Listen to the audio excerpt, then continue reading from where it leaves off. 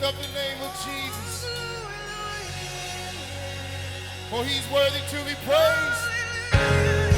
I feel a second wind in the building. Bless the Lord. All of a sudden while I was back there, it's like I could just feel the Spirit of God just beginning to blow. And I could literally hear God saying, a second wind is coming. But in Mark, the 10th chapter, around the 45th verse, the Bible says that Jesus was passing by. And there was a blind man. And as Jesus was passing by, he heard.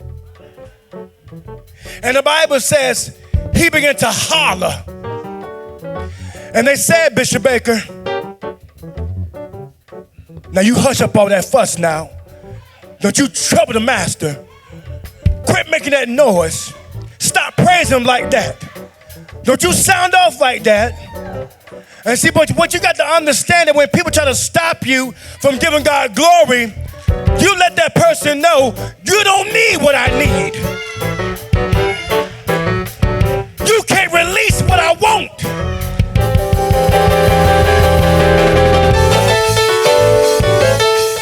So the Bible says that he got louder. Just in case he didn't hear me the first time, I'm going to be even more louder. Whatever it takes, whatever sound I got to lose, I'm going to get Jesus' attention. Your praise, the sound you release, can place a demand on heaven to release what you need, to give you what you want. I dare you to open up your mouth.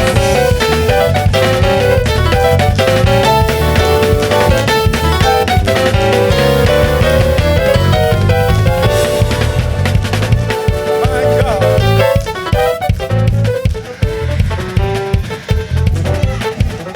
And watch this. You don't have to wait for it to happen. You can make it happen. You can create a place, create an atmosphere conducive for a spirit to move and dwell, that he'll lead in your direction. But it's from the sound you release. That's the reason why the enemy try to make you feel tired, try to make you be depressed, try to attack you with mental issues, to make you lethargic, where you don't feel like doing nothing. But it's when you move and do something, when you open up your mouth, when you lift your voice and raise your hand, you guarantee your victory, you guarantee your breakthrough, you guarantee your deliverance. I'm coming out, I'm coming out, I'm pressing my way. You can't stop me, you won't hold me.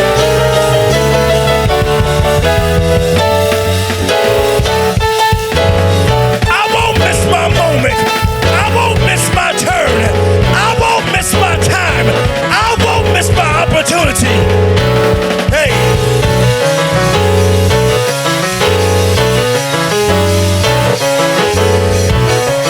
Something's moving.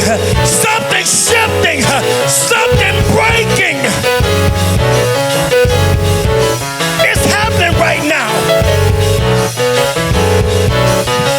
I'm prophesying that by the time you leave home, it's already done. It's already settled. It's already finished.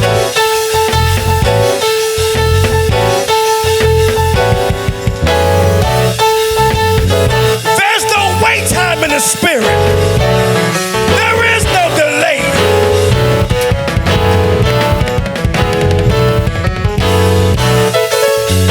Hallelujah. Hallelujah. When the praises go up, the glory is revealed.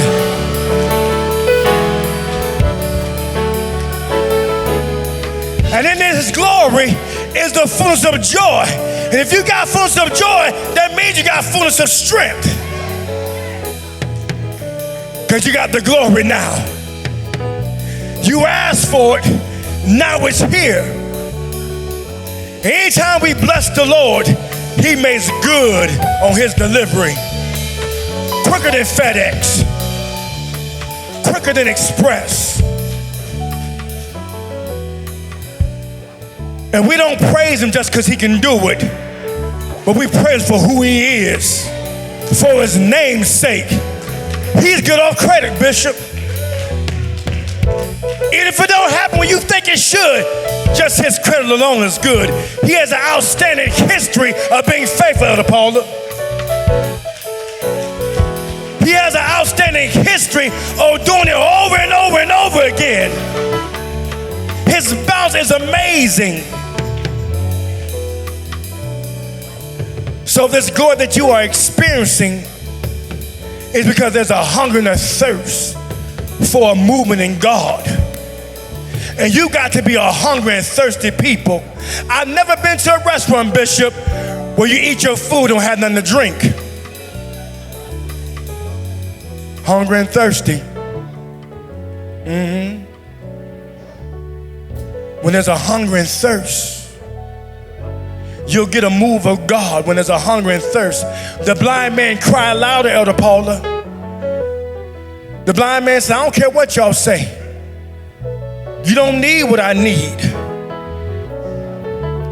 You may not understand my praise. It may not make sense to you. But you don't know how faithful he's been to me. You don't know how good he's been to me.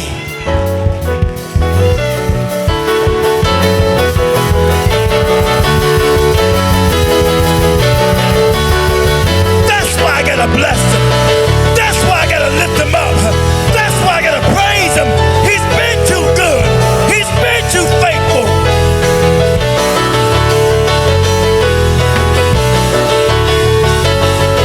You will have to know my story.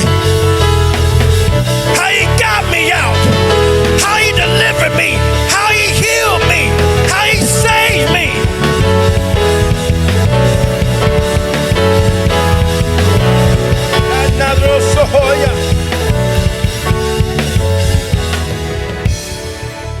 So don't ever let nobody tell you doing too much. You place your hand upon them like this, said, I ain't doing enough. Because it takes all that to give him the glory that he deserves. If we had 10,000 tongues, it wouldn't do just to lift up that great name of Jesus. And I know that it's the July 4th week and we're celebrating the flag, but let me tell you something, had there been no blood, you wouldn't celebrate no flag. I mean, we're thankful for the men and women that lost their lives, but I thank God for the one who lost his life and rose again with all power in his hand. We thank God for the blood. No discredit to the flag, grateful for it, but the blood of Jesus. The flag didn't save you. It was the blood of Jesus. Still saving, still delivering, still healing. That by his stripes ye were healed. Think about it. It wasn't that long ago. We're in the 2000s. It was 2,000 years ago that he did that. Wounded for your transgression, bruised for your iniquity. Chastisement of our peace was upon him.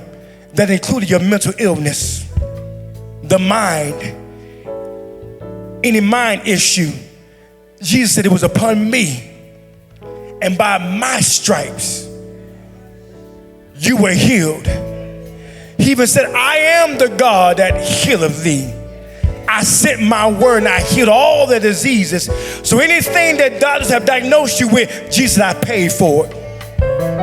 And I got the scars to prove it.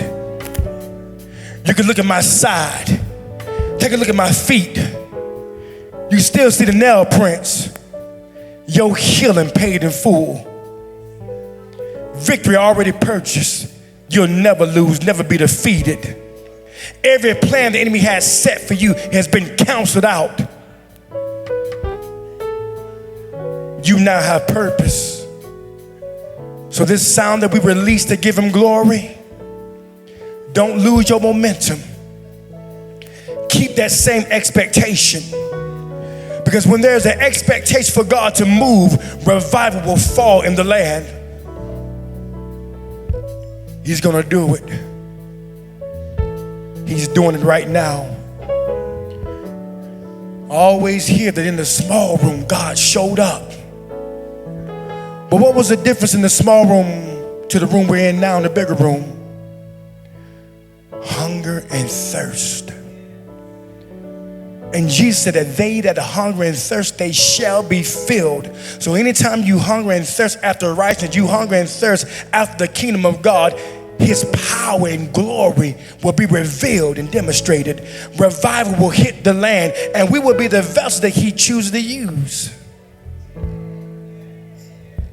Don't you want more? Don't you want to go deeper? Don't you want to get out of 4 feet water and launch out into the deep? Don't you want more from God, more expectation, more supernatural? I dare you to hunger and thirst again. Hunger and thirst again. Because what will begin to happen that as you chase God, and you chase him not for his power, and you chase him not for the blessings, but you chase him for who he is, what he will begin to do is he'll begin to chase you in return. He'll begin to hunt you down because he wants all of you. Jeremiah said that you will seek me, and when you do it with your whole heart, you'll find me. So when you really surrender all for real, God said you'll find me. Then you could be like Jeremiah 33:3. Call on me, and I will answer you and show you great and mighty things thou knowest not. He'll do it. But there must be a hunger and thirst. You got to want more from God. And in return, what God wants from us, I'm going to say this and I'm going to take my seat. And if you're around Prophet Green like I am, because he said it to the children all the time, you want the world, but you can't do what I asked you to do. You want the world, but you can't do what I asked you to do. And I remind my children that when I came up, we didn't go to Foot Locker.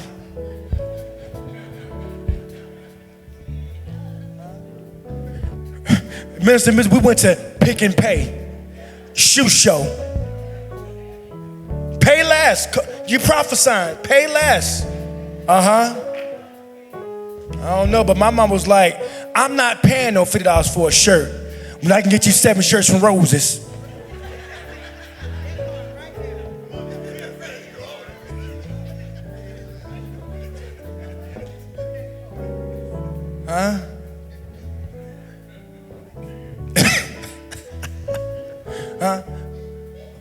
We couldn't afford British Knight, but we got Everlast. It looked like British Knight. It had the same diamond, but the initials were different. Those things had to be earned. All I'm saying is that what the Lord really wants from you is that, because we want everything from God, and we've been hearing about us being the bride of Christ. You know what's amazing? That in marriage, every woman wants that man to be faithful. Every woman wants that man to be committed. That's what every woman wants. So let me ask you this. Why can't we be committed to our spouse who was God? Why can't we be more committed and faithful to him? But we want him to do everything. And we expect him to never come up short. Matter of fact, we have such a high expectation, he can't have an off day.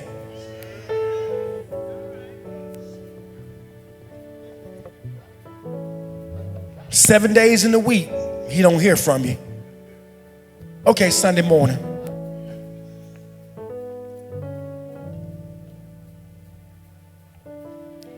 All I'm saying is let us prioritize and place him above first. Never should we ever be too busy from the Lord to not hear from us. Don't let it be because you want something. God, can you do this? God, can you do that? Lord, can you make a way? How about when he don't make a way? How about when he don't heal? Will he still hear your voice? Will you still praise him and bless him? You know he's good. You know he's faithful.